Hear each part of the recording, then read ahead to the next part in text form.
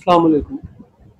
In the previous lecture, we talked about paragraph structure and the organization and different sections of the paragraph. Then we discussed about relevant and irrelevant information. I hope you people have heard, gone through, and understood the lecture. Today, we are going to talk about reading strategies, and first of that, we'll just try to differentiate between facts and opinions. I hope you people have any understanding regarding this category of differentiation between fact and opinion. Fact means a proper concrete thing. That thing, if we talk with relation to the field of sciences, so fact means rule, as we have seen rules in the physics, laws of motion. So fact means law which has been approved, which is fixed, and which is authentic. On the other hand, opinion is in the same way, which is theory, which has not yet been approved, which is not authentic, and which is challengeable, which can be changed. In the same way, facts and opinions are two different categories. Facts are fixed and opinions are varying. This may vary, and they are also challengeable. So both of these categorizations are important with relation to reading, because in reading we have to find out what is fact. Fact is always more authentic, and we have to go with the fact. On the other hand, there might be few writers have given their opinion, so we have not to agree, or we have not to go with the opinion. I hope you people have understood this differentiation or this categorization. That would be helpful with relation to our reading activities.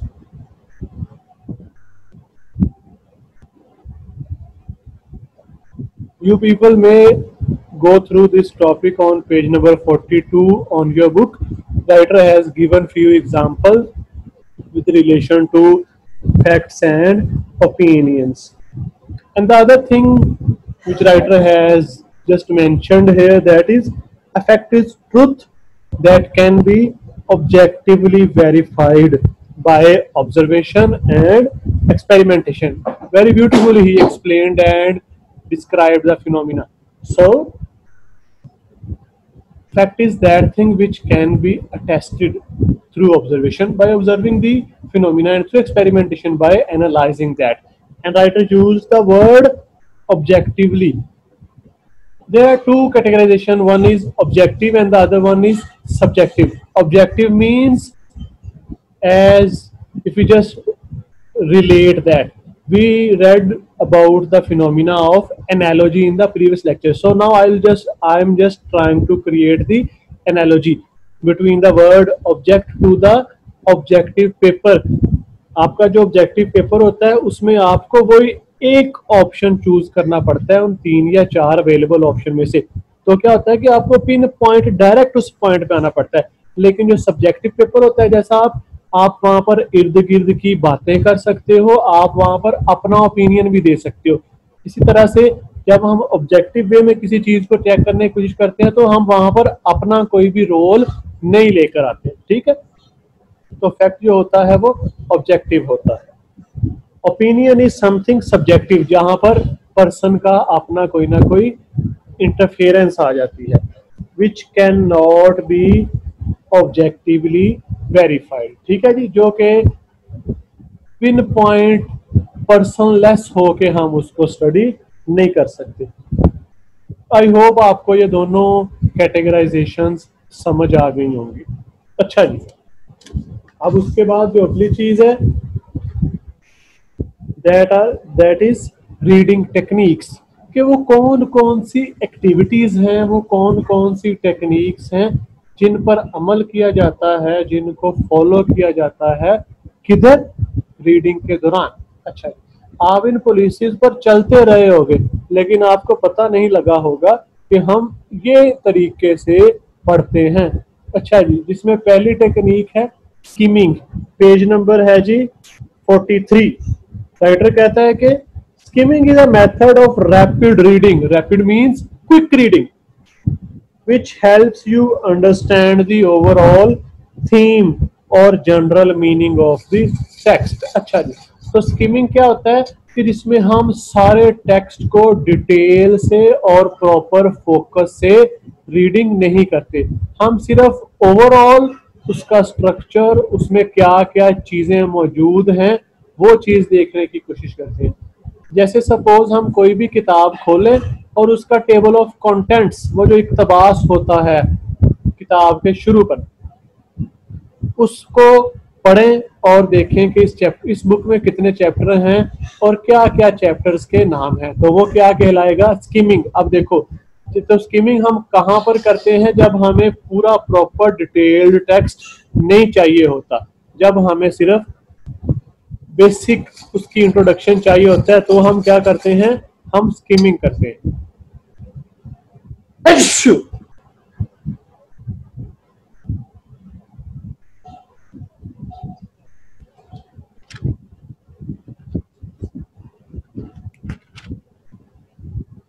दूसरी जो चीज है, जो दूसरी reading strategy है, that is scanning.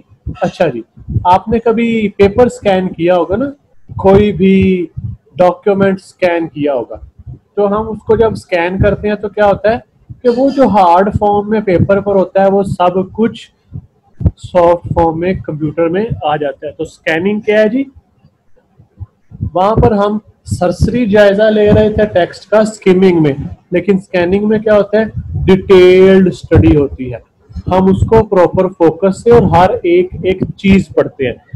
Page number है जी 46।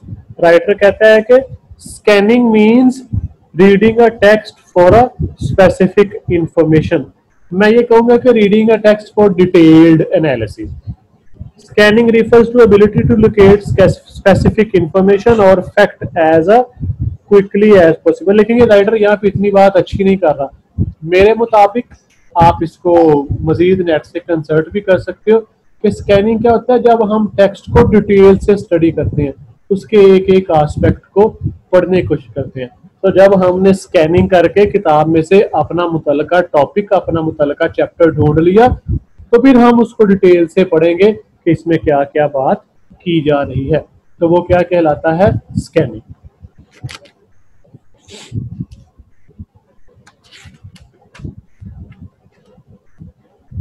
अच्छा जी, scanning के बाद जो अगली रीडिंग टेक्निक है पेज नंबर 49 पर, दैट इज SQ3R। अच्छा जी बेटा, आपके लिए एक और चीज समझनी यहाँ पे जरूरी होगी, एक्रोनिम। एक्रोनिम क्या होता है कि जब हम हर लेटर को कैपिटल लिखते हैं और वो लेटर जो होता है वो किसी वर्ड का पहला लेटर होता है, तो SQ3R मतलब S stands for survey, Q stands for question और 3R stands for review, read और रिकॉल। अच्छा जी, तो सर्वे में क्या होता है आप पेज नंबर 49 पर देख सकते हो। Just like we try to understand a problem before attacking it. ठीक है, आप जिस भी चीज को, टॉपिक को पढ़ने की कोशिश करते हो, उससे पहले उसका सर्वे करते हो कि जी आपको इससे रिलेटेड किधर किधर कैसे कैसे मटेरियल मिल सकता है, क्या टॉपिक है, क्या किस एरिया में ये फॉल कर रहा है, क्या इसकी ब्रांचेस हैं, क्या इसकी इम्प्लीकेशन है। उसको टॉपिक पर उतरने से पहले उसकी सराउंडिंग को चेक करने की कोशिश करते हैं। So just like we try to understand a problem before attacking it, or in order to find a solution, we need to get an overview of the textbook before reading out or finding out answer for the given question. Get an overview of the textbook. तो क्या होता है जी, इसमें हम title पढ़ते हैं, content पढ़ते हैं, हेडिंग्स और सब हेडिंग्स पढ़ते हैं, चैप्टर की समरी। आपने शायद कोई ऐसी किताब पढ़ी हो जिसमें चैप्टर की समरी दी गई होती है। चैप्टर की समरी से क्या मुराद है कि सारे चैप्टर का खुलासा उस चैप्टर के एंड पर मौजूद होता है। अच्छा जी, और उसका इंट्रोडक्शन और कंक्लूजन, कंक्लूजन भी जो है वो समरी ही होती है। तो ये चीजें हम सर्वे करते हैं। तो क्वेश्चंस क्या है जी, जो आपका टॉपिक होता है हम उस पर क्वेश्चंस अप्लाई करते हैं।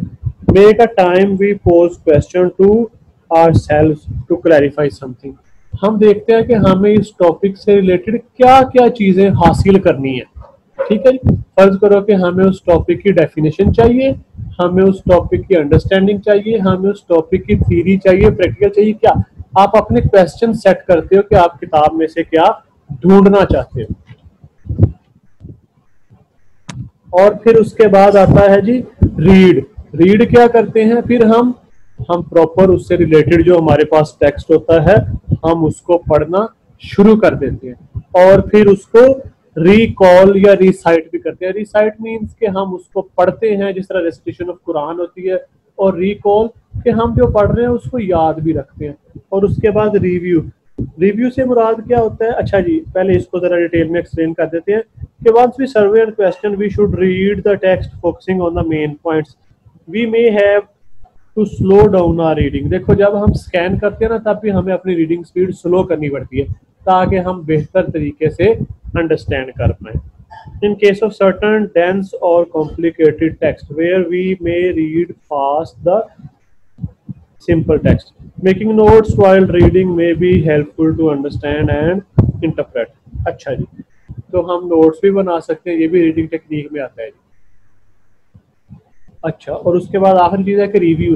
रिव्यू क्या होता है, उसको दोबारा देखना। हम इसी टॉपिक को भी दोबारा देखते हैं कि कोई चीज मिस नहीं हो गई, कोई हमने मिसअंडरस्टैंड तो नहीं कर लिया, या हम किसी और सोर्स से भी इसको पढ़ने की कोशिश करते हैं ताकि हमारी अंडरस्टैंडिंग बेहतर हो जाए। तो ये एक रीडिंग टेक्निक है। अच्छा जी, नेक्स्ट जो टॉपिक है that is SPRE। SPRE means situation, problem, response, evaluation. अच्छा, ये क्या होता है कि हम कोई भी एक टॉपिक देखते हैं, वो टॉपिक जो है वो हमारा सिचुएशन होता है और उस सिचुएशन उस टॉपिक में हमें क्या प्रॉब्लम है। वही बात जैसे हमने पहले कहा कि जो क्वेश्चन होता है कि हमें उससे क्या हासिल करना है, क्या अंडरस्टैंड करना है, तो फिर हम उस प्रॉब्लम पर रिस्पॉन्स देते हैं, प्रॉब्लम पर रिस्पॉन्स लेते हैं रिसर्च की बेसिस पर और रीडिंग की बेसिस पर, और हम उसके बाद उसको इवेल्युएट करते हैं। आप इसको मजीद भी किसी सोर्स से पढ़ सकते हो, तो ये हमारी अंडरस्टैंडिंग बेहतर कर देगा।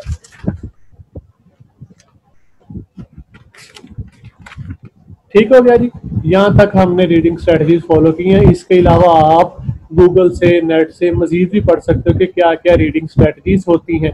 इसमें कार्ड मेकिंग होती है, जिसमें हम माइंड मैप्स बना सकते हैं, जिसमें हम लिस्ट्स बना सकते हैं।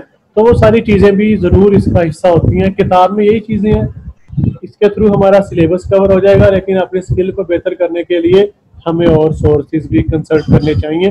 तो मैं उम्मीद करता हूँ कि आप लोग मुझे रिस्पॉन्स दोगे अच्छा समझ कर, पढ़ कर, ताकि हम इसको अंडरस्टैंड कर सकें और